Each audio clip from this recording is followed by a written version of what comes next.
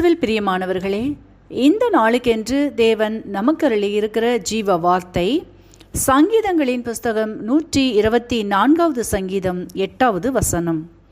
நம்முடைய சகாயம் வானத்தையும் பூமியையும் உண்டாக்கின கர்த்தருடைய நாமத்தில் உள்ளது. எனக்கு அருமையான சகோதர சகோதரிகளே, இன்றைய நாளில் நீங்கள் இதுநாள் வரையில் எவற்றுக்காக வேண்டி விண்ணப்பித்து நீண்ட நாள் தெய்வ சமூகத்தில் காத்திருக்கிறீர்களோ அவைகளுக்கு இன்றைக்கு நீங்கள் மகிழ்ந்திருக்கும்படியான பதிலை பெற்றுக்கொள்ளும்படி பெரிய காரியங்களை செய்து ஆசிர்வதிக்கின்றார். இன்றைக்கும் அநேகர் பல தேவைகளுடன், எதிர்பார்ப்புகளுடன், தேடலுடன் காத்திருக்கலாம். அதோடு மட்டுமல்லாமல் சிலர் கட்டப்பட்டு இருக்கிற கடினமான சூழ்நிலையிலிருந்து விடுதலை பெற வேண்டியும் வியாதியின் கூறுகளில் பற்றாக்குறைகள், தடைகள் போன்றவற்றிலிருந்து அற்புத சுகமும் ஆசீர்வாதமும் பெற்றுக்கொள்ளவும் காத்திருப்பீர்களானால் இன்றைக்கு கர்த்தர் நீங்கள் எதிர்பார்த்திருக்கிறவைகளில் பெரிய காரியங்களை செய்தும் நீங்கள் நினைக்கிறதற்கும் வேண்டிக் கொள்கிறதற்கும் அதிகமாய் செய்தும் உங்களை ஆசிர்வதிக்கின்றார்.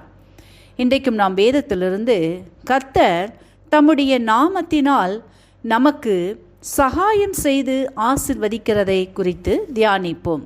முதலாவதாக பார்க்கலாம், தடைகளை அகற்றி சகாயம் செய்கின்றார். யாத்ராகமத்தின் புஸ்தகத்தை வாசிக்கையில் இஸ்ரவேல் ஜனங்களை குறித்து பார்ப்போமானால், இஸ்ரவேல் ஜனங்கள் எகிப்திலே அனுபவித்த சிறுமையை கண்ட கர்த்தர் அவர்களின் கூப்பிடுதலை கேட்டு பார்வோனிடத்திலும் அவனுடைய எல்லா ஊழியக்காரர்களிடத்திலும் தேசத்தின் சகல ஜனங்களிடத்திலும் அடையாளங்களையும் அற்புதங்களையும் செய்து சிவந்த சமுத்திரத்தின் வழியாய் சமுத்திரத்தை இரண்டாய் பிரித்து கடலின் நடுவாக கால்கள் நனையாமலும் அவர்களை தொடர்ந்தவர்களை ஆழங்களிலே கவிழ்த்து போட்டும் வனாந்தரத்திலே பகலிலே மேகஸ்தம்பத்தினாலும் இரவிலே அக்னி ஸ்தம்பத்தினாலும் அவர்களை வழிநடத்தி பசிக்கு வானத்திலிருந்து அப்பத்தை கொடுத்தும் தாகத்துக்கு கண்மலையிலிருந்து தண்ணீரை புறப்பட பண்ணியும் அவர்களுக்கு ஆணையிட்டு கொடுத்த கானானுக்குள் பிரவேசிக்கும்படி பெரிய காரியங்களை செய்து இஸ்ரவேலரை ஆசிர்வதித்தார் என்பதை நாம் வாசித்தறிகின்றோம். இன்றைக்கும் உங்களுடைய வாழ்க்கையிலும் பல ஆண்டுகளாய் யாருமே மீட்க முடியாத, விடுதலை பெற முடியாத, அடைபட்டு இருக்கிற கடினமான காரியங்களை, பார்வோனை போன்று நெருக்கப்படுகின்ற சூழ்நிலைகளை, கடக்க முடியாத, தீர்க்க முடியாத, நம்பிக்கையற்று போனவைகளை, தடைகளை, சமாதான குறைவுகள், பிரிவுகள் இவைகளினால் விடுதலை பெற முடியாமல் தவித்து கொண்டிருக்கிறவர்களே, உங்களின் வாழ்க்கையிலும் இன்றைக்கு பார்வோனின் சிறையிருப்புகளிலிருந்து விடுவிக்கின்றார். ஆசிர்வாதத்துக்கு தடையான செங்கடல்களை பிளக்கின்றார். மனதளவிலும் வாழ்க்கையிலும் பாலைவனமாகி போன எண்ணங்கள், விசுவாசம் இவற்றை இன்றைக்கு தம்முடைய அன்பின் ஜீவ ஊற்றிலிருந்து காயங்களை கட்டி ஆற்றி தேற்றி சமாதானமுள்ள கானானுக்குள் பிரவேசிக்கும்படி ஆசிர்வதிக்கின்றார். இரண்டாவதாக பார்க்கலாம், அவர் தயவை தந்து சகாயம் செய்கின்றார். ரூத்தின் புஸ்தகத்தை நாம் வாசிக்கையில் அங்கே நகோமியை குறித்து பார்க்கின்றோம். நகோமியின் வாழ்க்கையில் பஞ்சத்தினால் வேறு தேசத்திற்கு சென்றவள், கணவன், பிள்ளைகள், சொந்த ஜனம், நகரம் எல்லாவற்றையும் இழந்து போய் வெறுமையாய் அப்பத்தின் வீடாகிய பெத்லெகேமிற்கு திரும்புகின்றாள். அங்கே கர்த்தர் தம் ஜனத்தை சந்தித்து ஆகாரம் கொடுக்கின்றார், தயவை பெற்றுத் தருகின்றார்.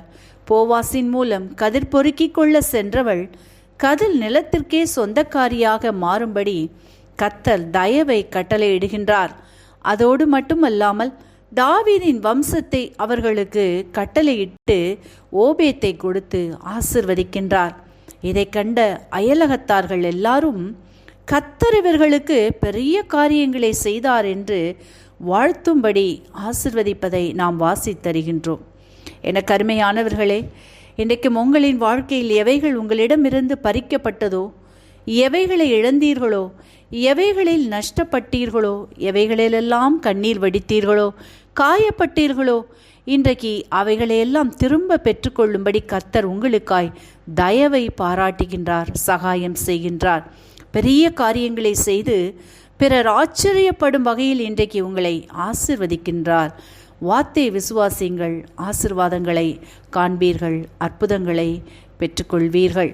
இன்றைக்கும் இந்த வார்த்தைகளை கேட்டுக்கொண்டிருக்கிற உங்களில் யாரேனும் உங்களின் பாவங்களுக்காக கல்வாரி சிலுவையில் மரித்து உயிர்த்தெழுந்த இயேசுவை அறியாமலும் விசுவாசியாமலும் இருப்பீர்களானால் இன்றைக்கு உங்களை ஒப்புக்கொடுங்கள், விசுவாசிங்கள். இயேசு உங்களின் சூழ்நிலைகளையும் மாற்றி விடுவித்து வாழ வைப்பார், ஆசீர்வதிப்பார். இந்த வார்த்தைகள் மூலமாக கர்த்தர் இன்று உங்களை ஆசீர்வதிப்பாராக.